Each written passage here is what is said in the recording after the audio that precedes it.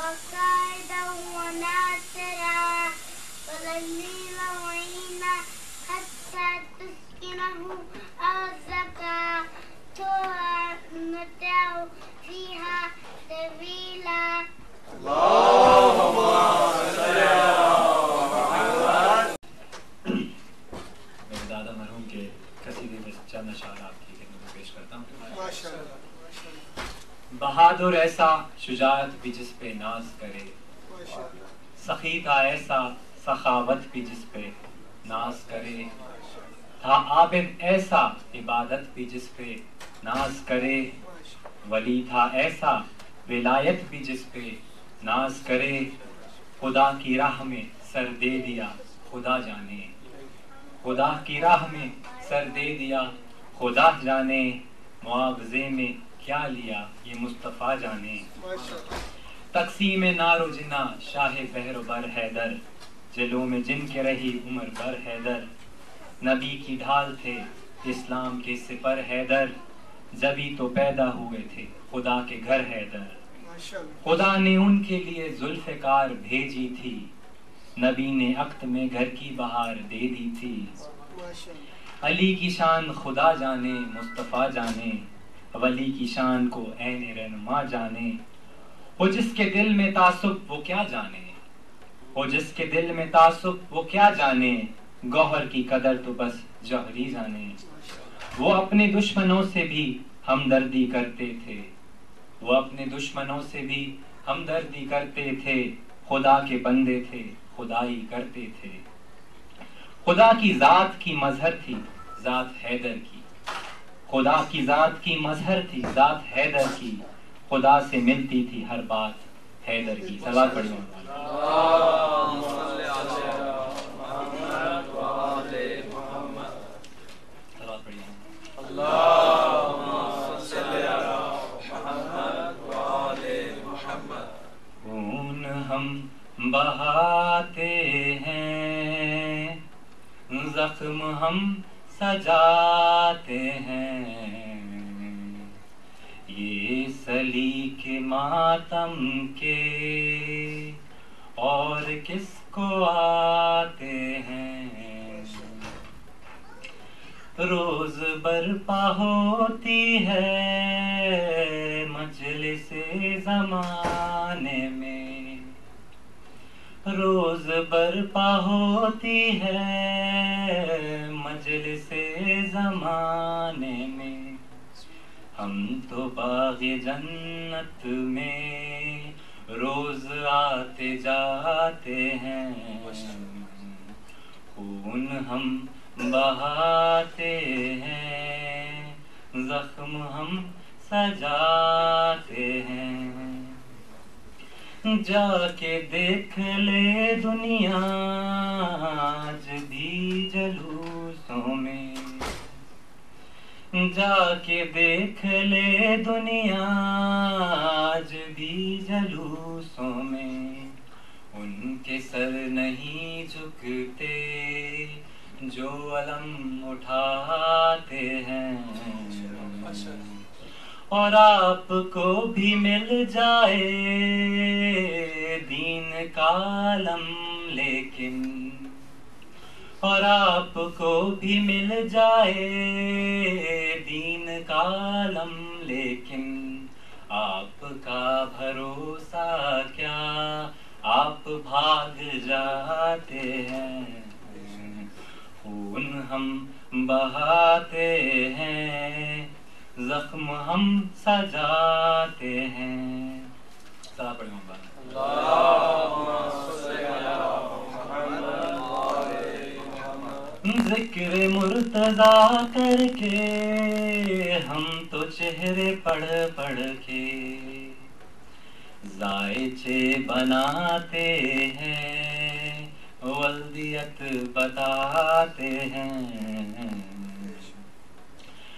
اور مجلس حسینی میں زندگی بدلنے کے، اور مجلس حسینی میں زندگی بدلنے کے حر سکھائے جاتے ہیں، حر بنائے جاتے ہیں، خون ہم بہاتے ہیں، زخم ہم سجاتے ہیں، جائیں چاند پر ہم کیوں، ہم تو ان کے نوکر ہیں، چاند تارے خود جن کے گھر پہ آتے جاتے ہیں، اور تم اگر کرو ماتم تم بھی سیکھ جاؤ گے،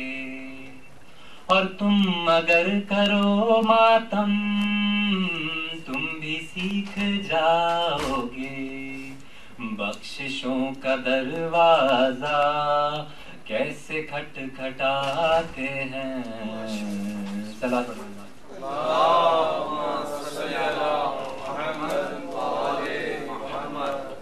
اور ان کے سامنے سورج ایک دیا سا لگتا ہے، اور ان کے سامنے سورج ایک دیا سا لگتا ہے، نقش ماتم شہ کے ایسے جگمگاتے ہیں، خون ہم بہاتے ہیں، زخم ہم سجاتے ہیں، جو تماچے کھائے ہیں تشنا لب سکینہ نے، جو تماچے کھائے ہیں تشنا لب سکینہ نے، پیٹ پیٹ کے سینہ اس کا غم مناتے ہیں،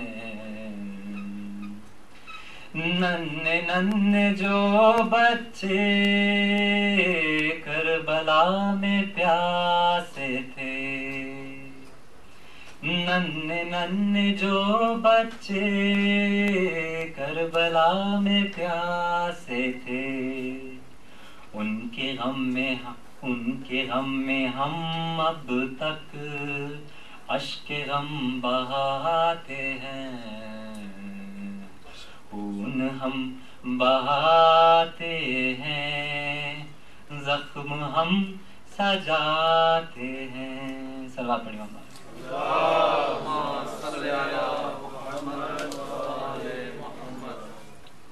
اب آپ کے سامنے مکرم بھائی اہل بیت کی شان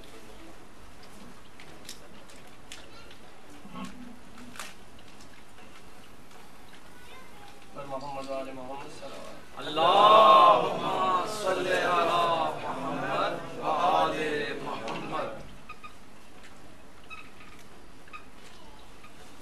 آواز بلند تر صلوات، اللہم صلی علی محمد و آل محمد۔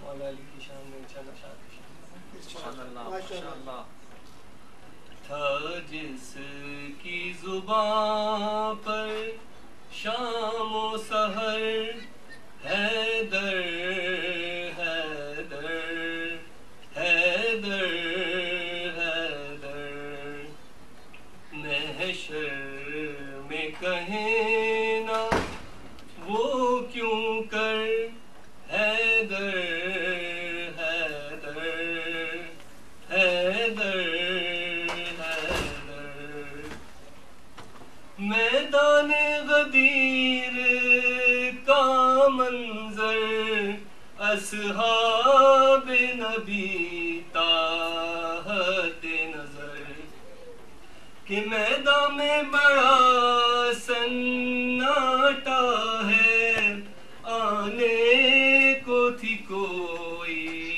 خاص خبر، بولو اٹھے اچانک پیغمبر، حیدر حیدر حیدر حیدر، صلوات اللہم صلی علی محمد و آل محمد۔ تاریخ کے سینے پر ہے رقم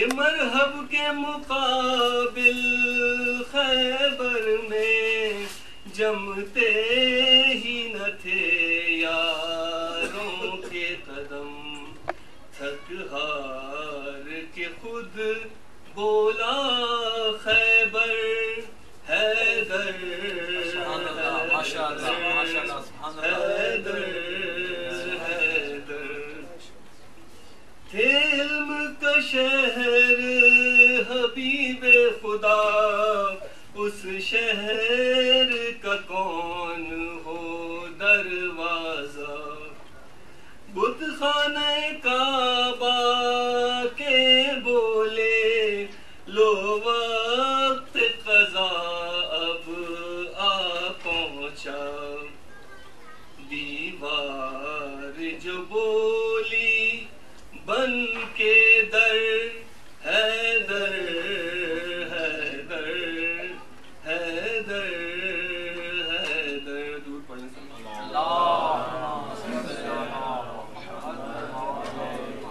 اے منکر حیدر بغض علی جائے گا نہ تیرے دل سے کبھی، کیا فائدہ حج کرنے کا تیرے راضی نہ ہو جب تک تجھ سے نبی، یہ کہہ کے طواف کعبہ کر حیدر حیدر حیدر حیدر، اس تیغ علی کا کیا کہنا جس نے ہے صدا انصاف کیا، دشمن نے بھی لوہا مان لیا، تاریخ کو یاد ہے وہ لمحہ، دو ہو کے پکارا جب انتر حیدر حیدر حیدر حیدر،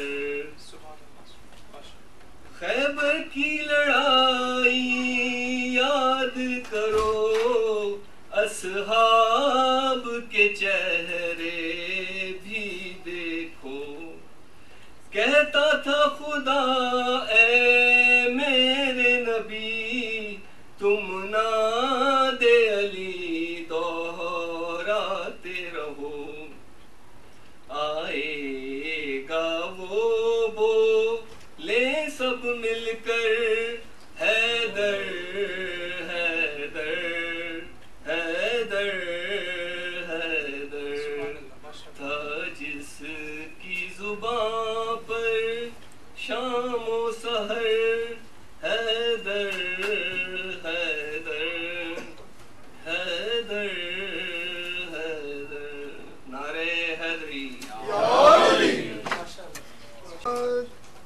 اعوذ باللہ من الشیطان اللعین الرجیم، بسم اللہ الرحمن الرحیم، الحمد للہ رب العالمین، والصلاة والسلام علی سید الانبیاء والمرسلین ومولانا ابی القاسم محمد،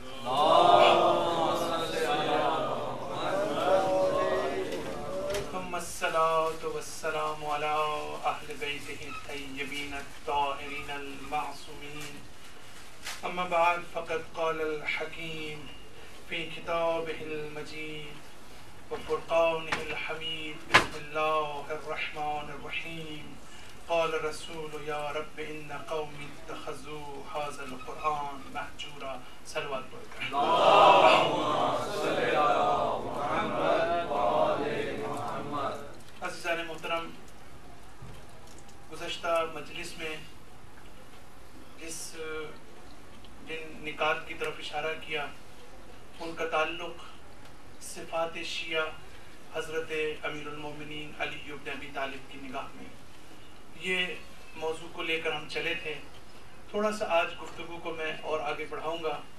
گزشتہ روز ان 4 یا 5 اوصاف کی طرف ہم نے اشارہ کیا. امیر المومنین فرماتے ہیں کہ ہمارے شیعہ وہ ہیں کہ جو ہماری ولایت کے راستے میں خرچ کرتے ہیں. ہمارے شیعہ وہ ہیں کہ جو ہماری وجہ سے اور ہماری محبت کی وجہ سے ایک دوسرے سے محبت کرتے ہیں. ہمارے شیعہ وہ ہیں کہ جو ہماری سیرت اور ہماری روش کے احیاء کے لیے جو ہے وہ ایک دوسرے کی زیارت کرتے ہیں. ہمارے شیعہ وہ ہیں کہ جب وہ غصے میں ہوتے ہیں تو غصے میں ہوتے ہوئے وہ کسی پر ظلم نہیں کرتے, وہ اپنے اوپر قابو رکھتے ہیں. اور ہمارے شیعہ وہ ہیں کہ جو جب خوش ہوتے ہیں کسی چیز پر تو وہ اسراف کا راستہ اختیار نہیں کرتے ہیں, وہ اپنی لمٹ کو کراس نہیں کرتے, وہ حد سے تجاوز نہیں کرتے. یہ چند صفات جو امیر المومنین علی علیہ السلام نے شیعوں کے بارے میں فرمائی, اور بہت سی مختلف مقامات پر آپ کے ارشادات ہیں کہ جس سے ہم جو ہے وہ استفادہ کر سکتے ہیں. تھوڑا سا اور آگے بڑھتا ہوں. ایک بہت اہم حدیث امام جعفر صادق علیہ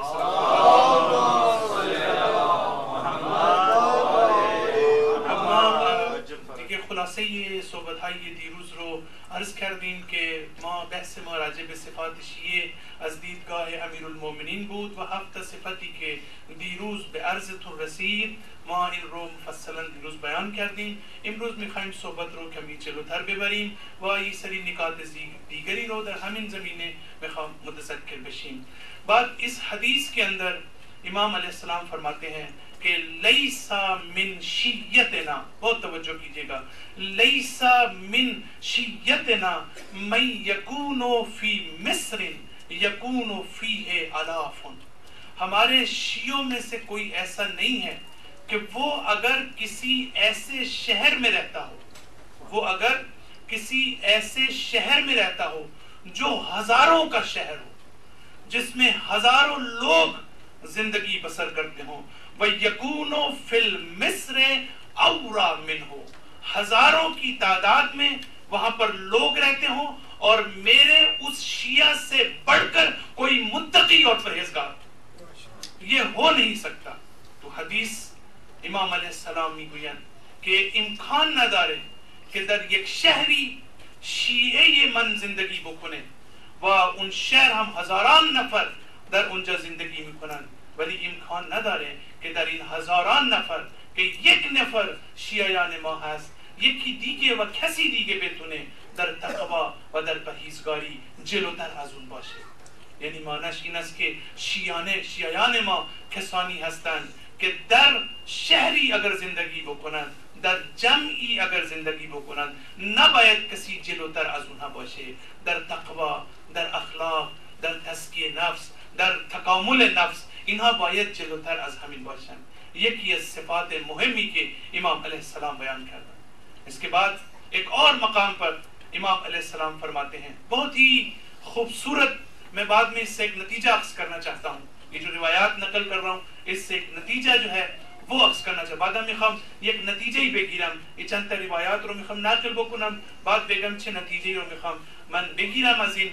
بعد امام علیہ السلام فرماتے ہیں کہ ہمارا شیعہ وہ ہے کہ جب وہ گلیوں اور بازاروں میں جاتا ہے, شیعہ ما کسی هست کہ وقتی که به کوچه ها و بازارها راه می رود, وقتی که جب وہ گلیوں اور بازاروں میں جب وہ جاتا ہے تو لوگ اس کو دیکھ کر ہم پر درود بھیجتے ہیں.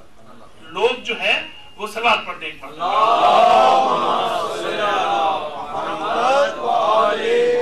یعنی مردم وقتی که اون شیعه ما که در کوچه راه می رود وقتی که اون رو نگاه می کنند به ما درود می فرستند, به ما رحمت می فرستند. یعنی اس کا کیا مطلب ہوا؟ اس کا ایک مطلب یہ ہے کہ ایک تو وہ راستہ ہے کہ جو ہم نے اختیار کر رکھا ہے, ہماری جو ہے ہم میں سے بہت سے لوگوں نے کہہ لیں یا اکثریت نے کہہ لیں, ایک وہ راستہ ہے جس کی طرف امام علیہ السلام نے اشارہ کیا. ایک وہ راستہ ہے کہ جو سیلف کلیم, ہم اپنے طور پر کلیم کرتے رہیں, مثلا ہم دعویٰ کرتے رہیں کہ ہم اہل بیت کے ماننے والے ہیں, ہم اہل بیت سے محبت کرنے والے ہیں. ایک تو یہ راستہ ہے, یعنی زبان کا راستہ. اور ایک راستہ وہ ہے کہ ہم بولے نہ لیکن ہمارا عمل پکار کے یہ بتائے کہ ہم کس کے ماننے والے ہیں. ہم کس کے ماننے والے ہیں؟ یکرا انس کہ ما بزبان ادعا بکنی کہ ما پیروی اہل بیت ہستی، اما یکرا انس کہ ما بزبون ان ادعا نہ کنی بلکہ عمل ما خودش نشان بدہد کہ ما پیروی کی ہستی.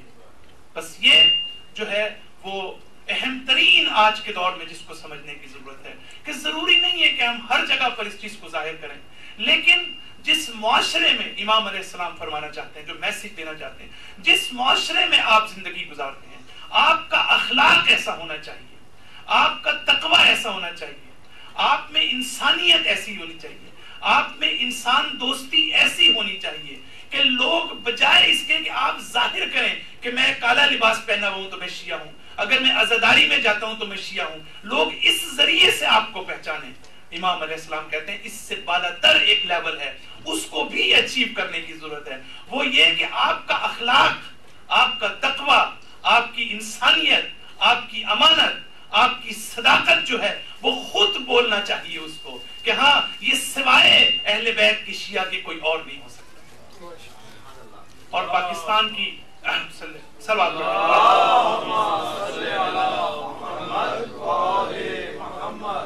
پاکستان کی سرزمین پہ جو مختلف اداروں میں میں نے کام کیا اور جو مجھے تجربہ ہے اور مختلف جگہ، یعنی واقعا میں نے اس لحاظ سے بھی اسیس کرنے کی کوشش کی چیزوں کی کہ جو اہل بیت کے ماننے والے ہیں ان میں جو کرپشن آپ پاکستان میں اس وقت دیکھ رہے ہیں، ظاہر ہے کس عروج کے اوپر ہے اور ہر سطح پر موجود ہے، لیکن یہ اس نچلی ترین سطح کی ابھی آپ بات کر رہے ہیں. ابھی تو ہماری تربیت نہیں ہوئی، اس کے بعد بھی آپ کمپیریٹیولی آپ دیکھیں کہ جہاں جہاں بھی آپ کے بھی اپنے تجربات ہوں گے، میرا تجربہ مجھے یہ بتاتا ہے جہاں کہیں بھی علی کے شیعہ ابھی بھی موجود ہیں، اہل بیت کے ماننے والے موجود ہیں، جن اداروں میں موجود ہیں ان میں کرپشن بھی کم ہے، ان کا اخلاق بھی بہتر ہے.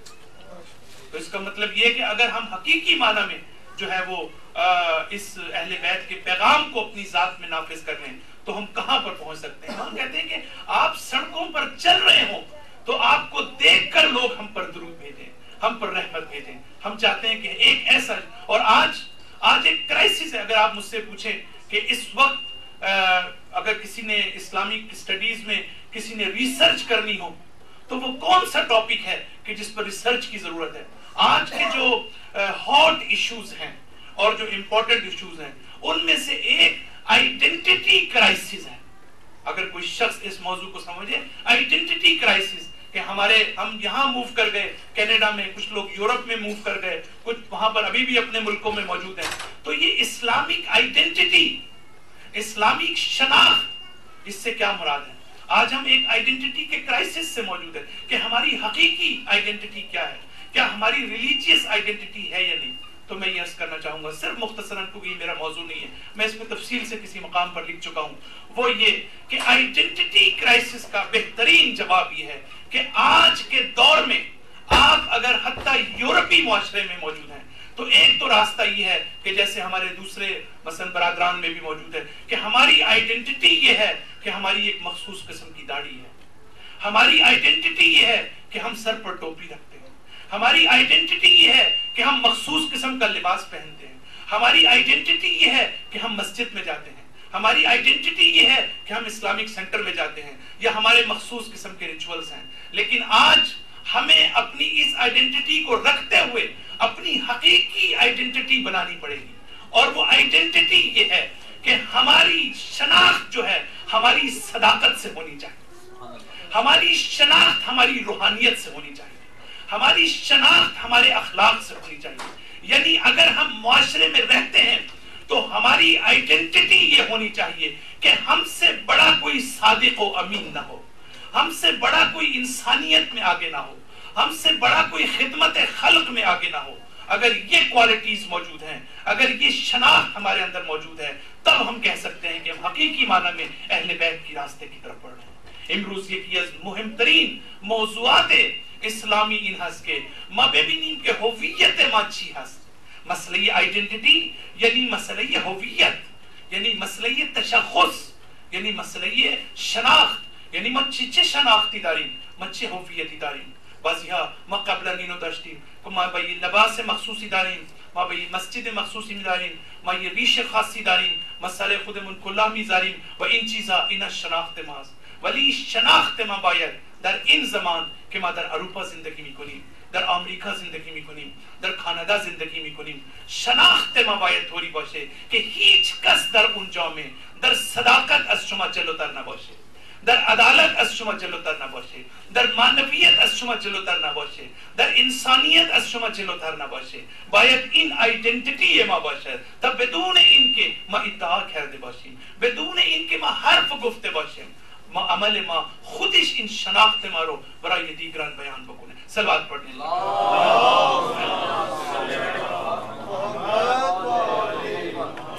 پھر امام علیہ السلام فرماتے ہیں کہ انفسهم منهم فی اناء والناس من فراح راحت. ہمارے شیعہ وہ ہیں، امام علیہ السلام ہمارے شیعہ وہ ہیں کہ جو خود کو مشکلات میں رکھتے ہیں لیکن دوسروں کو آسائش اور آرام پہنچاتے ہیں. یہ ایک اور صفت، یعنی خود کو وہ مشکل میں ڈالتے ہیں لیکن دوسرے کو وہ آرام و راحت پہنچانے کا باعث بنتے ہیں. تو یہ ایک اور صفت. پھر امام علیہ السلام نے ایک مقام پر یعنی خودشون رو به مشکل میاندازن، خودشون رو زندگی مشکلی دارن ولی وسیله راحت دیگران هستن، دیگران رو راحت میرسونن. برای این یکی از صفات شیعه این هست. بعد جس وقت امام علیہ السلام سے کسی نے پوچھا، ایک شخص ہے، واقعہ میں نقل کرتے ہیں کہ محمد بن عجلان امام صادق علیہ السلام کے پاس آتا ہے.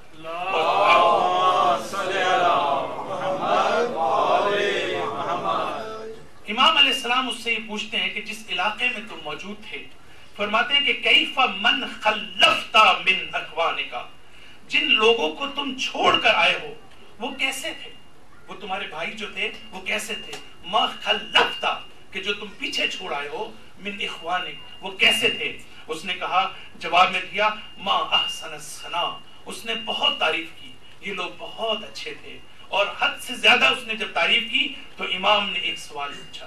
امام نے کہا کہ کیف عیادت اغنیائہم لفقرائہم، ان کے جو سرمایہ دار لوگ تھے، ان کے جو امیر طبقہ ہے، ان کا غریبوں کی عیادت کس طرح کرتے تھے. غریبوں کی عیادت اور ان کی احوال پرسی جو ہے ان کی کیا نوعیت تھی. امام نے پوچھا تو جواب دیا، قال قلیلۃ، جواب میں اس نے کہا کہ بہت کم، ہم بہت کم یہ دیکھتے تھے کہ ان کے امیر لوگ غریبوں کو جو ہے وہ اہمیت دیتے ہیں. امام علیہ السلام در اینجا مثلا یہ نفر وقتی که دیدن امام صادق علیه السلام میاد، امام علیه السلام ازشون سوال میپرسن، اون برادرانی که، اون دوستانی که شما با اونها بودید و اونها رو مثلا الان ترک کردید آمدید اینجا، اونها چگونه بودن؟ خیلی تعریف کرد، گفت خیلی خوب بودن. امام گفت که اغنیای اونها، سرمایه داران اونها چگونه بودن؟ و کسانی که فقیر بودن، کسانی که مثلا محتاج بودن، اینا عیادتشون چجوری بوده؟ واقعا اینها به فکر اینها بودن یا نه؟ ایشون گفت قلیلا. این به جواب گفت به امام که نه، خیلی کم بود، اینجور چیزها رو من ندیدم اونجا. پھر اس کے بعد امام علیہ السلام پوچھتے ہیں فَكَيْفَ مُوَاصِلَةُ أَغْنِيَائِهِمْ لِفُقَرَائِهِمْ، ان کی رابطہ غریبوں کے ساتھ کیسا تھا، ان کا رابطہ فقیروں کے ساتھ کیسا تھا. عجیب و غریب جواب ہے اس شخص کا. یہ کہتا ہے فَقَالَ أَنَّكَ تَذْكُرُ أَخْلَاقًا مَا هِيَ فِي مَنْ عِنْدَنَا. یا امام، آپ تو ایک ایسی چیزوں کے بارے میں پوچھ رہے ہیں جو ہم میں ہے ہی نہیں. توجہ کیجئے گا، یا امام آپ تو ایسی چیزوں کے بارے میں ہم سے پوچھ رہے ہیں کہ جو ہمارے اندر ہے ہی نہیں. کہا کالا فکیفا. پھر امام علیہ السلام فرماتے ہیں تو پھر یہ شیعہ ہونے کا کس بات کا دعویٰ کرتے ہیں، کس بات کا یہ لوگ دعویٰ کرتے ہیں کہ ہم شیعہ ہیں. ایشون در جواب میگوید یا امام شما چیزهایی از من سوال میکنید که ما اینو نداریم، شما راجع به این اخلاقی از من سوال میکنید که ما این اخلاق رو نداریم. بعد امام علیه السلام در جواب گفت بس اینها چگونه ادعا میکنن که ما شیعیان شما هستیم وقتی که اینها این صفات رو ندارند؟ پس این چیزهایی هست که ما باید در نظر بگیریم. امام رضا علیہ السلام فرماتے ہیں کہ ایک واقعہ ہے. آپ اب دیکھیں کہ ہمارے ائمہ جو بھی ان سے ملنے کے لیے آتے تھے، جو بھی ان سے ملنے کے لیے آتے تھے جانتے تھے کہ یہ ہمارے ہو سکتا ہے دشمن ہو، جانتے تھے یہ ہم سے محبت نہیں رکھتے تھے، لیکن ان سے ملتے تھے اچھے طریقے سے۔ لیکن تاریخ میں ایک عجیب واقعہ امام حشتم علیہ السلام کے حوالے سے نقل ہے، کہتے ہیں کہ ایک گروپ امام علیہ السلام سے ملنے کے لیے آیا اور ایک مرتبہ دروازہ کھٹکھٹایا، بھیجا کسی کو کہ دیکھیں کون شخص ہے جو ملنے آیا ہے۔ تو جواب دیا انہوں نے، واپس آ کے امام کو کہا کہ یہ لوگ ہیں جو کہہ رہے ہیں کہ ہم آپ کے علی کے شیعہ ہیں، ہم آپ کے علی کے شیعہ ہیں۔ امام علیہ السلام نے جو ہے ان سے ملنے سے انکار کر دیا، ان سے کہا تم چلے جاؤ۔ پھر یہ لوگ دوسرے دن پھر آئے اور بہت ہی ناراحت ہوئے، بہت ہی زیادہ پریشان ہوئے۔ امام علیہ السلام نے پھر پوچھوایا کون ہے، جواب ملا کہ ہم آپ کے علی کے شیعہ ہیں، ہم آپ سے ملنا چاہتے ہیں۔ امام علیہ السلام نے پھر ان کو واپس کر دیا اور کہا میں نہیں ملنا چاہتا ان کو۔ کہتے ہیں کہ مسلسل کئی ہفتے کے بعد امام علیہ السلام پر جب یہ لوگ بار بار آتے تھے تو امام نے ان کو آنے کا موقع دیا اور پھر امام علیہ السلام جو ہے وہ ان کے ساتھ بیٹھے۔ اب اس سے پہلے کہ میں اس کی تفصیل بیان کروں صرف یہ عرض کرنا چاہتا ہوں کہ عام طور پر ہمارے ائمہ کی یہ روش نہیں تھی، لیکن کبھی دنیا کو درس دینے کے لیے، کبھی اپنے شیعوں کو، ان شیعوں کو کہ جو اپنے آپ کو شیعہ ہونے کا دعویٰ کرتے ہیں، ان کو میسج دینے کے لیے اور ان کی تربیت کرنے کے لیے کبھی کبھی امام علیہ السلام یہ روش اختیار کرتے ہیں کہ ملنے سے انکار کر دیتے ہیں۔ پھر اس کے بعد وہ کہتے ہیں ان لوگوں کو فَلَوْ قُلْتُمْ، بہت تاریخی جواب ہے امام کا، فَلَوْ قُلْتُمْ أَنَّكُمْ مَوَالُوهُ وَمُحِبُّوهُ، اگر تم یہ کہتے کہ ہم آپ کے علی کے محب ہیں اور اگر تم یہ کہتے کہ ہم علی کے دوستوں کے چاہنے والے ہیں، جو علی کے دوست ہیں ہم ان کے محب ہیں، تو امام علیہ السلام فرماتے ہیں کہ اگر تم یہ کہتے کہ ہم علی کے دشمنوں کے دشمن ہیں، تو کہتے ہیں کہ فرماتے ہیں کہ لم انکرہو من قولکم، تو میں تمہاری بات کا انکار نہ کرتا، لیکن تمہارا دعویٰ تو یہ کہ تم علی کے شیعہ ہو۔ پھر علی کے شیعہ، پھر آپ نے فرمایا یہ ان میں یہ خصوصیات ہیں، لہذا علی کے محبت کا دعویٰ کرنا صرف کہ میں علی سے محبت کرتا ہوں یہ ایک سٹیج ہے، لیکن اگلی سٹیج کہتے ہیں کہ اگر تم یہ کہتے تو میں تمہیں قبول کرتا، پہلے دن تمہیں میں اپنے پاس آنے دیتا، لیکن تم نے یہ بات نہیں کی، تم تو کہتے ہو ہم شیعہ ہیں، شیعہ ہونے کا تو یہ مطلب ہے، اس کا مطلب ہے تم میں یہ کوالٹیز موجود۔ سلوات پڑھ دیں ان میان ملاقات می کنند با امام رضا علیہ السلام، میخوان دک الباب می کنند، امام رضا اجازه نمیدن، میگن میپرسند کیها هستند، گفتن ما شیعیان علی هستیم، قبول نمیکنه، 2 روز 3 روز میگذره، بعضم دوباره میان، هفته دیگه میان، بعد از چندین هفته امام اجازه میدن، بعد ایشون میگه چرا شما اجازه نمیدادید به ما؟ گفتن به خاطر اینکه ادعایی که شما داشتید ما نمیدونید به شما گفتید ما شیعیان علی هستیم، اگر شما میگفتید که ما محبان علی هستیم من قبول میکردم، اگر شما میگفتید ما محبان دوستان علی هستیم من قبول میکردم، اگر شما میگفتید ما دشمنان علی هستیم من قبول میکردم، ولی شما گفتید ما شیعیان علی هستیم، شما شیعه نیستید۔ این روش امام اینجوری نیست، ولی مخصوصاً برای اینکه یک پیامی داده باشد، مخصوصاً برای اینکه برای تربیت ما باشد، امام علیه السلام با اونها ملاقات نکرد، برای اونکه اونها رو تکون بدهد و اونها رو بفهماند که شما فکر میکنید که شما شیعیان ما هستید، شیعیان ما 1 2 3 4 این اوصاف و این ویژگی ها رو دارد، اگر اینها نداشته باشد شما میتونید ادعای محب بکنید که محبت دارید، ولی شما نمیتونید بگید که من شیعه هستم۔ تو عزیزان گرامی، یہ چند چیزیں جو تھیں ان مجالس کے سلسلے میں مجھے عرض کرنی تھی، میں تھوڑی سی گفتگو کو اور آگے بڑھانا چاہتا ہوں، انشاءاللہ کل ہم اس موضوع کو اور لے کر آگے بڑھیں گے۔ آپ حضرات کو علم ہے کہ شب قدر، کہ انا انزلناہ فی لیلۃ القدر، کہ ہم نے اس قرآن کو لیلۃ القدر میں نازل کیا، ہم نے اس قرآن کو ایک مبارک رات میں نازل کیا، ہم نے حقیقت قرآن کو قلب پیغمبر پر اس رات کو نازل کیا۔ تو ہماری یہ ذمہ داریاں ہیں کہ ہم قرآن کی اہمیت علی ابن ابی طالب کی نگاہ میں ہم دیکھیں کہ امیر المومنین قرآن کو کس نگاہ سے دیکھتے ہیں. تو کچھ چیزیں جو میں آج کی گفتگو میں عرض کرنا چاہتا ہوں. امام علیہ السلام سے ایک حدیث ہے. امام فرماتے ہیں, بہت ہی خوبصورت حدیث ہے جس سے میں اس نئے نقطے کا آغاز کرنا چاہتا ہوں. ما امروز میخواهیم راجع به کم راجع به قرآن صحبت بکنیم, چون این ماه قرآن هست و اهمیت قرآن و فضیلت قرآن از دیدگاه امام علی علیه السلام یکی از موضوعات مهمی که ما باید بیشتر بپردازیم تا اینکه انس ما و دوستی ما با قرآن برقرار گردد. این یکی از اهداف مهم باید اسلامی باشد.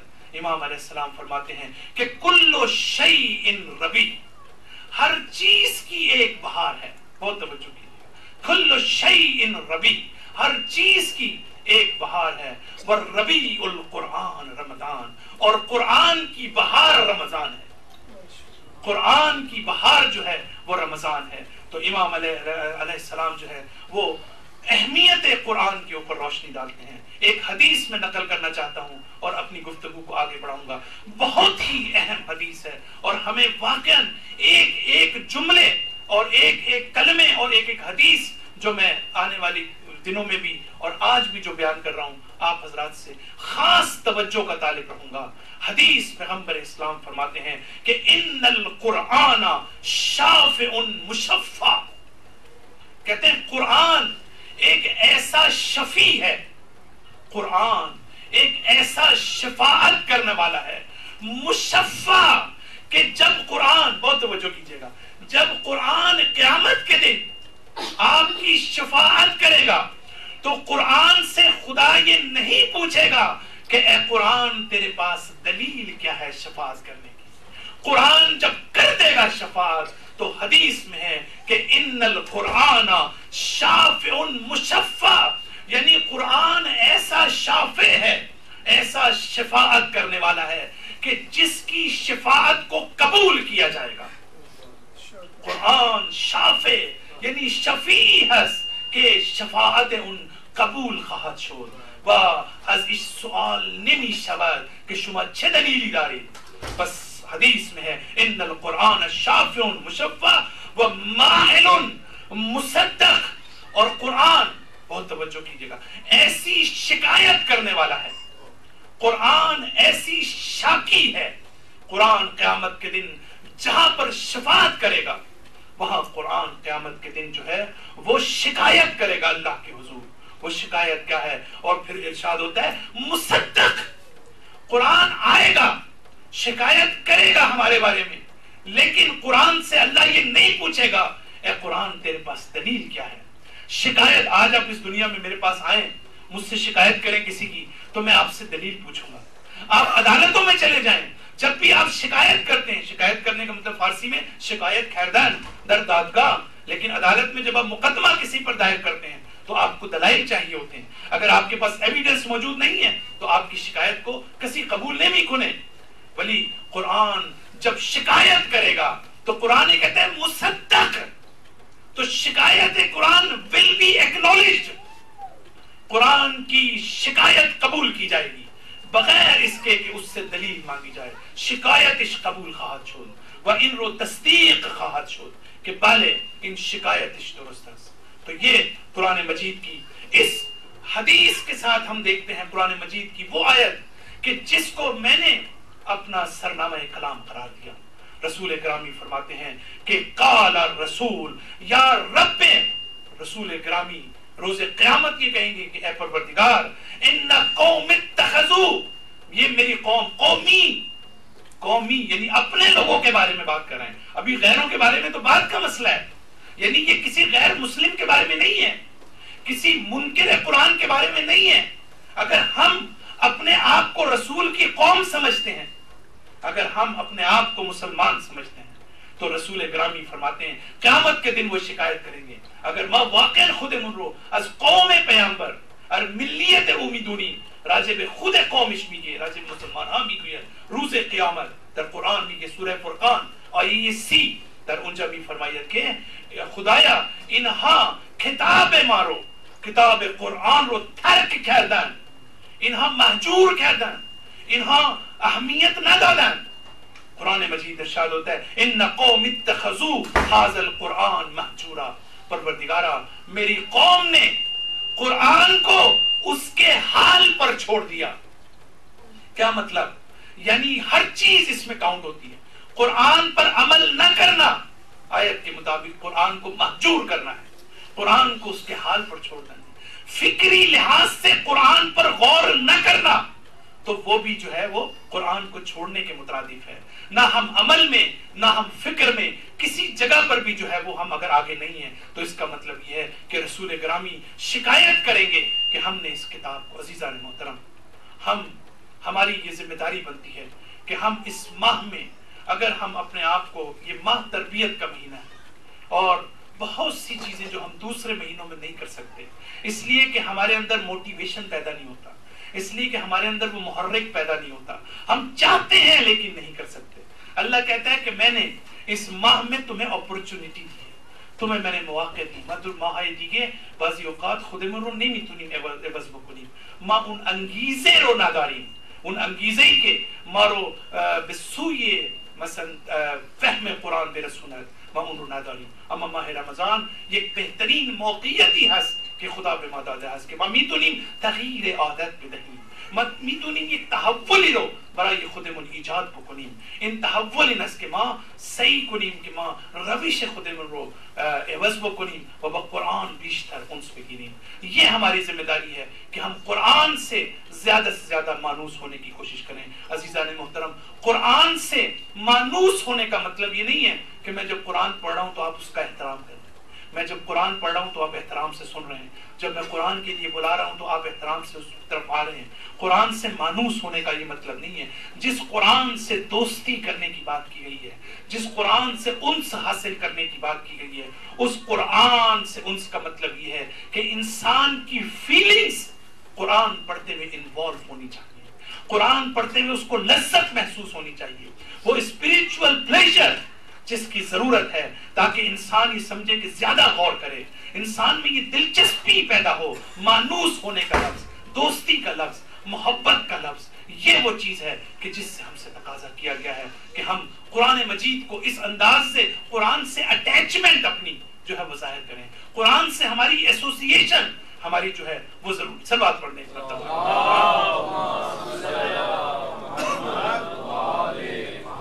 اور میرے نوجوان، خاص طور پر جو نوجوان ہیں یہاں پر کسانی کے جوان هستند، من یک حدیثی رو بخوام نقل بکنم. امام صادق علیه السلام می فرمایند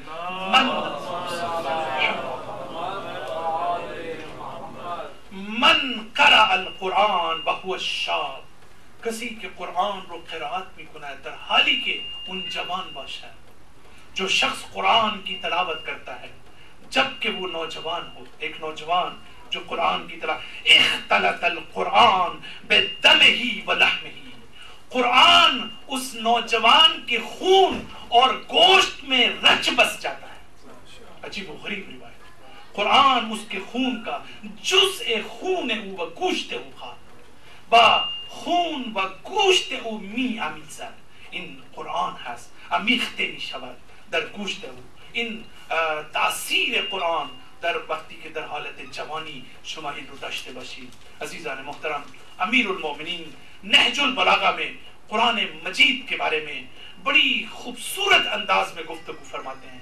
ہماری یہ ذمہ داری ہے کہ جہاں پر ہم قرآن کے حوالے سے علی ابن ابی طالب کے نقطہ نظر کو سمجھیں، وہاں ہم اس چیز کو بھی سمجھیں کہ نہج البلاغہ پر ہمارا غور و فکر کرنا، نہج البلاغہ کا مطالعہ کرنا کتنا زیادہ اہم ہے، اور معارف الہی کے اس عظیم سمندر سے ہم کس حد تک بے بہرا ہیں.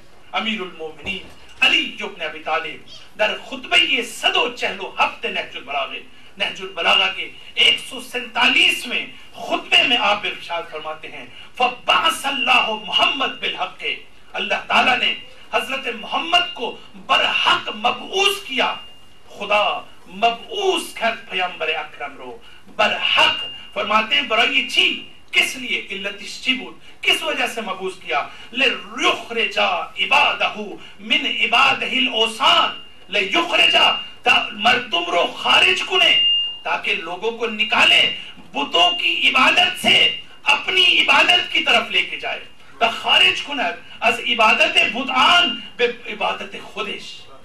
پہلی چیز علی بن ابی طالب فرماتے ہیں کہ قرآن جو اللہ تعالیٰ ہے اس نے رسول کو مبعوث کیا، اس کا مقصد یہ ہے کہ لوگوں کو بتوں کی عبادت سے اپنی عبادت کی طرف ان کو لے کر جائے. وَمِن طاعت الشیطان وَاَز اطاعت الشیطان بسوئے اطاعت خودش متوجہ کنن، اور اطاعت شیطان سے اپنی اطاعت کی طرف لے کے جائے. لیکن خوبصورت چیز جو اس خطبے میں موجود ہے، بسیار چیزیں جالبی کے در ان خطبے میں میبینیم. امام بھی فرمایا یہ سارے کام رسول کیسے کرے گا؟ سوال ہے کہ رسول کو مبعوث کرنا ہے، اس کو کیسے کرے گا؟ فرماتے ہیں بے قرآن کے توسط سے رسول یہ دونوں کام کرے گا. رسول کس سے؟ قرآن کے توسط سے، اپنی طرف سے نہیں، اپنے ذہن سے نہیں، وحی کے ذریعے سے رسول بے قرآن ان توسط قرآن ان ہدف رو دنبال خواہد کر، ان ہدفی کے گفتے کہ از بتان بے خدا خودشن پرستش کنن، اطاعت کنن. پھر فرماتے ہیں قد بینہو، وہ قرآن کہ جس کو اللہ نے واضح کر دیا ہے، اور وہ قرآن وَأَحْكَمَهُ کہ جس کو اللہ نے محکم کر دیا ہے، جس کی آیات کو محکم کیا اور جس کی آیات کو واضح کیا کہ کاملاً ان رو بیان خیر و محکم خیر. بعد میں فرمایا لے یعلم برائی چی، کس لیے؟ امام علیہ السلام فرماتے ہیں لے یعلم، بہت توجہ چاہوں گا، آخری مراحل میں ہے تقریر میری. فرماتے ہیں لے یعلم العباد ربہم، تاکہ لوگ اپنے رب کی علم حاصل کر لیں، تاکہ لوگ اپنے رب کی آگاہی حاصل کریں، تاکہ اپنے خدا کو جان لیں. اس جہلو، جبکہ وہ جاہل تھے اپنے رب کے بارے میں، لہذا جبکہ وہ جاہل تھے تاکہ لوگ علم حاصل کر لیں. اس قرآن کے ذریعے سے وقتی کہ انہا جاہل بودن انہا عالم بشن، انہا خدا رو بدونن و علم خدا رو بدست بیارن. بعد میں فرماتے ہیں کہ وَلِيُقِرُّ بِهِ، اور دوسرا مقصد قرآن کے ذریعے سے کہ اللہ کا اقرار کر لیں بعد از جہدو، جبکہ اللہ کا وہ انکار کر چکے ہیں. وہ ایسی حالت میں ہے کہ وہ اللہ کا انکار کر رہے ہیں. خدا کہتا ہے قرآن کو ہم نے بھیجا تاکہ وہ اللہ کا اقرار کر لیں، وَلِيُثْبِتُوهُ، اور اللہ کو ثابت کر لیں بعد از انکروہ، جبکہ وہ اللہ کا انکار کر چکے ہیں. تو جب وہ اللہ کا انکار کر چکے ہیں تو ثابت کرنے کے لیے ہم نے قرآن کو بھیجا، اقرار کے لیے ہم نے قرآن کو بھیجا. ہم نے اللہ کے علم کے لیے ما برای ان کے خدا رو بدونن ما قرآن رو فرستادیم، برای ان کے اقرار میں خدا داشته باتن، بعد از ان کے انہا منکر شدن، بعد از ان کے انہا دلائل خدا رو نمی دونن، انہا دلائل وجود باری تعالی رو نمی دونن، ما قرآن رو فرستادیم لی یثبتو تا انہا بدونن، خدا رو ثابت بکنن. برای کسانی که منکران خدا هستند اونها رو دلیل بیارن. اونها اگر بخوان شما چه دلیلی دارید که خدا وجود داره؟ خدا میگوید که من قرآن رو فرستادم که شما اون دلایل و اون براهین رو یاد بگیرید، بعد از یاد گرفتن شما از من دفاع بکنید. خدا کہتا ہے کہ ان دلائل کو، ان براہین کو جب منکران خدا تم سے پوچھیں کہ خدا ہونے کی کیا دلیل ہے تو میں قرآن کو بھیج رہا ہوں، تم ان دلائل کو سیکھو، تم ان براہین کو سیکھو تاکہ جب منکر خدا تم سے میرے بارے میں پوچھے تو تم میرا دفاع کر سکو، تو تم میرا دفاع کر سکو. اس کے بعد عجیب و غریب جملات ہیں علی بن ابی طالب کے. فرماتے ہیں یہ سارا کام کرنے کے لیے ہمیں یہ ان اہداف رو میخواسته دنبال بکنه. خدا چکار کر فتجلی، بہت توجہ چاہوں گا، آخری جملات ہیں. فتجلی لهم سبحانه فی کتابه، اللہ سبحانہ و تعالی manifested himself in his book. خدا نے اپنے آپ کو قرآن کی شکل میں جلوہ گر کیا. خدا نے اپنا ظہور، اس قرآن میں خدا کا ظہور ہوا، لیکن کس شکل میں؟ امیر المومنین فرماتے ہیں فَتَجَلَّ لَهُمْ سُبْحَانَهُ فِي كِتَابِهِ مِنْ غَيْرِ أَنْ يَكُونُوا رَأَوْهُ. لیکن خدا کہتا ہے کہ میری تجلی اس کتاب میں اس طرح سے ہے کہ تم مجھے دیکھ نہیں سکتے، تم مجھے دیکھ نہیں سکتے. من تجلی کردم برای این هدف در قرآن، جلوه گر شدم در این قرآن، اما طوری که بازم شما فکر نکنید که شما من رو میتونی ببینید، بلکه من تجلی کردم اما شما باز هم من رو نمیتونی ببینید. اگر شما میخواید منو ببینید توسط این آیات ببینید، اگر شما میخواید منو ببینید با چشم ظاهر نمیتونی ببینید، با چشم قلب میتونی ببینید. خدا یہ کہتا ہے کہ میں نے تجلی کیا، تم مجھے اگر دیکھنا چاہتے ہو تو تم یاد رکھو تم ظاہری آنکھوں سے مجھ کو نہیں دیکھ سکتے، تم اگر دیکھ سکتے ہو تو مجھے دل کی آنکھوں سے دیکھ سکتے ہو۔ تمہاری بصیرت اتنی ہونی چاہیے، تمہارا فہم و ادراک اتنا ہونا چاہیے، تمہارا قلب کا نور اتنا ہونا چاہیے کہ تم جو ہو مجھے دیکھ سکو۔ اور پھر جو ہے قرآن کی اس اہمیت کو علی بن ابی طالب نے بیان کیا۔ ہم اس گفتگو کو آگے بڑھائیں گے، لیکن یہاں پر ہمارے لیے یہ میسیج یہ ہے کہ قرآن کا ہدف یہ ہے، انبیاء کا ہدف یہ ہے۔ تو پھر امیر المومنین ہمارے لیے یہ پیغام دے رہے ہیں۔ آج ہم کس مقام پر کھڑے ہیں؟ یہ ضروری نہیں کہ میں آپ سے کوئی بات کروں، آپ مجھ سے کوئی بات کریں، ہم سب اس میں شریک ہیں۔ میں الگ نہیں ہوں اس میں، یعنی میں بھی مخاطب ہوں اور آپ بھی مخاطب ہیں، میں الگ نہیں ہوں آپ سے، لیکن ہر شخص کو اپنے آپ کو خود ایویلویٹ کرنا ہے، یعنی کسی نے آ کے آپ کو نہیں بتانا۔ یہ حدیث خود سیلف ایکسپلینیٹری ہے، خود ہمیں بہت کچھ بتا دیتی ہے، اس کی وضاحت کرنے کی ضرورت نہیں ہے۔ سب بات پڑھ دیں۔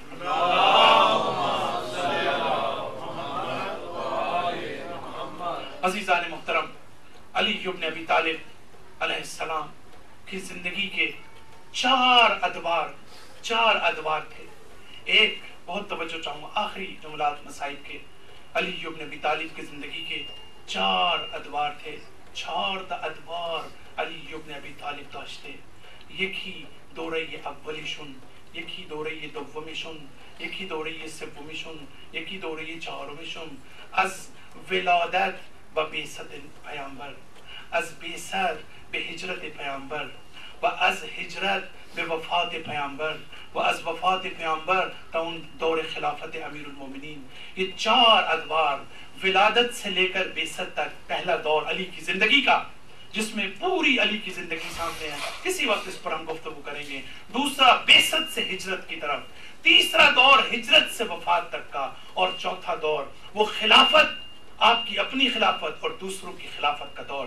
یہ چار ادوار علی بن ابی طالب کے تھے۔ لیکن عزیزان محترم، ایک دور علی بن ابی طالب کا اور بھی ہے، یک دور دیگری ہم علی بن ابی طالب داشت و این دور بیش از 48 ساعت بیشتر نبود۔ ایک اور دور تھا جو 48 یا 45 گھنٹے سے زیادہ نہ تھا، وہ دور علی کی زندگی کا، علی کی ضربت سے لے کر شہادت تک کا دور تھا۔ عزیزان محترم، تاریخ یہ بتاتی ہے کہ علی کے وہ چاروں ادوار اپنی جگہ، یہ علی کی زندگی کے 45 گھنٹے جو ضربت سے لے کر علی کی شہادت تک کے وہ گھنٹے تھے۔ کہتے ہیں کہ علی نے اپنے انسان کامل ہونے کو پورے عروج پر ان 48 گھنٹوں میں ظاہر کیا۔ علی بن ابی طالب نے تاریخ کو یہ بتایا کہ میری زندگی کا یہ دور وہ دور ہے کہ جس میں مینیفیسٹیشن نظر آتی ہے، جس میں ظہور نظر آتا ہے میرے انسان کامل ہونے کا۔ در ان 45 ساعت علی بن ابی طالب وہ عنوان انسان کامل خودش رو ظاهر کرد. در این چرا در ضربت الی شهادت امیر المومنین چقدر مهم است. عزیزان محترم، وہ وقت آیا کہ جب علی بن ابی طالب کو کے سامنے ابن ملجم ملعون کو، آپ زخمی حالت میں موجود ہیں، ابن ملجم ملعون کو جب ہاتھ باندھ کر علی کے سامنے لایا گیا تو علی بن ابی طالب کہتے ہیں ابن ملجم کو خطاب کر کے کہ اے ملعون، اے ابن ملجم، کیا میں تیرا برا امام تھا؟ آیا من امام بدی بودم؟ کیا میں تیرا برا امام تھا؟ کیا میں نے کبھی تیرے ساتھ کوئی برا سلوک کیا تھا؟ پھر تو نے میرے ساتھ ایسا سلوک کیوں کیا؟ چرا شما بمن انجور رفتار کردی، من ہیچ وقت بچو بدی نہ کردم۔ عزیزان محترم، عجیب جواب ہے ابن ملجم کا۔ ابن ملجم کہتا ہے کہ یا علی، عجیب و غریب جواب سنیے، یا علی، میں نے 40 راتوں تک اس شمشیر کو اور اس تلوار کو زہر میں بجھایا، اور میں چاہتا تھا کہ خلق اللہ میں سے بدترین خلق خدا کو اس شمشیر سے قتل کروں؟ عجیب جواب ہے آپ کے مولا اور آپ کے آقا کا. آپ علی کا جواب سنیے. علی ابن ابی طالب کہتے ہیں کہ اے ابن ملجم، تیری دعا قبول ہو گئی، اس لیے کہ عنقریب اسی تلوار سے تجھے قتل کیا جائے گا. ابن ملجم کا بارے میں عجیب و غریب جواب کہ امیر المومنین گفت کہ آیا من امام بدی بودم، گفت کہ من ان شمشیر رو چہل روز بزہر و بسم آب دادم، برای این که بدترین خلق خدا رو بکشم. علی ابن ابی طالب میگوید که من میگم که دعای شما مستجاب شد، به زودی با همین شمشیر ابن ملجم تو کشته خواهید شد. عزیزان محترم، وہ وقت آیا کہ جب علی ابن ابی طالب بستر پر ہیں اور آپ کا خون اتنا بہہ چکا ہے. تاریخ یہ بتاتی ہے، مسائل بھی ہیں، میں توجہ بھی چاہوں گا. عزیزان محترم، تاریخ یہ بتاتی ہے کہ علی کے علاج کے لیے کوفے کا سب سے بڑا اسیر بن عمر نامی طبیب، کوفے کا سب سے بڑا طبیب، نامور طبیب، اس کو بلایا گیا. بزرگ ترین طبیب کوفے رو دعوت کردن کہ علی ابن ابی طالب رو معالجه بکنن و درمان بکنن. یہ طبیب آتا ہے اپنے زمانے کے اوزار کے ساتھ، علی ابن ابی طالب کے سر اقدس کا معائنہ کرتا ہے، اور سر اقدس کا معائنہ کرنے کے بعد یہ طبیب جانتا تھا کہ اب اس کا کوئی علاج نہیں ہے. عزیزان محترم، عزادارو، آپ کو معلوم ہے کہ اگر کسی مریض کا آخری وقت ہو تو کبھی اس کو منہ پر نہیں کہا جاتا، بلکہ اس کے کسی قریبی رشتہ دار کو کہا جاتا ہے کہ اب اس کا آخری وقت ہے، تم ذہنی طور پر تیار ہو جاؤ. لیکن ہم قربان ہو جائیں اس علی ابن ابی طالب کی عظمت پر اور آپ کی شخصیت پر کہ یہ طبیب جانتا تھا کہ میں جس مریض کا دار علاج کر رہا ہوں وہ کوئی معمولی انسان نہیں ہے، وہ علی ابن ابی طالب ہے. اسی لیے اس طبیب نے یہ گوارا نہ کیا کہ کسی اور کو بتا دے، علی کو خطاب کیا.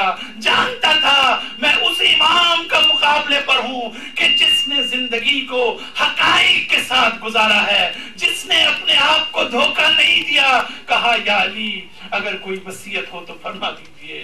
یہ طبیب کہتا ہے کہ من می دونستم که این علی ابن ابی طالب هست، من کسی دیگه می بود به فامیلیشون می گفتم که آخرین لحظات رسیده و شما دیگه معالجه نخواهید شد، ولی می دونست که جلوی اون با علی ابن ابی طالب مواجه هست و کسی هست که با حقائق زندگی کرده هست و می گوید تو وصیت فرما دیجئے. عزادارو، یہ کہنا تھا کہ ایک مرتبہ ام کلثوم تڑپ گئی اور تڑپنے کے بعد ایک مرتبہ ابن ملجم کی طرف رخ کیا.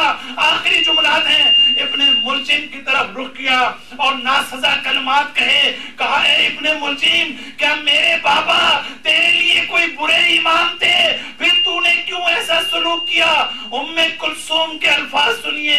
ام کلثوم فرماتی ہیں، دعا کے لیے ہاتھ بلند کرتی ہیں کہ انشاءاللہ میرے بابا بہت جلد صحیح و سالم اور صحت مند ہو جائیں گے. عزادارو، ابن ملجم کا جواب سنیے. ابن ملجم کہتا ہے کہ اے ام کلثوم، میں نے 1000 درہم دے کر اس تلوار کو خریدا اور 1000 درہم دے کر میں نے اس زہر کو خریدا اور اس زہر میں اس شمشیر کو بجھایا. اے ام کلثوم، خدا کی قسم، جس زہر میں اس تلوار کو میں نے بجھایا، اگر میں پورے اہل کوفہ کے سر پر بیک وقت اس تلوار سے وار کروں تو سب کے سب آن کی آن میں ڈھیر ہو جائیں گے. تم مطمئن ہو جاؤ ام کلثوم کہ تیرے بابا اب زندہ نہیں رہ سکتے. اللہ رحمت اللہ علی قوم ظالمین. سيعلم الذين ظلموا أي منقلب ينقلبون. اللهم صل على محمد وآل محمد. اللهم كل وليك الحجة ابن الحسن صلواتك عليه وعلى آبائه في هذه الساعة وفي كل ساعة وليا وحافظا وقائدا وناصرا ودليلا وعينا حتى تسكنه أرضك توعا وتمتعه فيها طويلا. صلى الله عليه وسلم.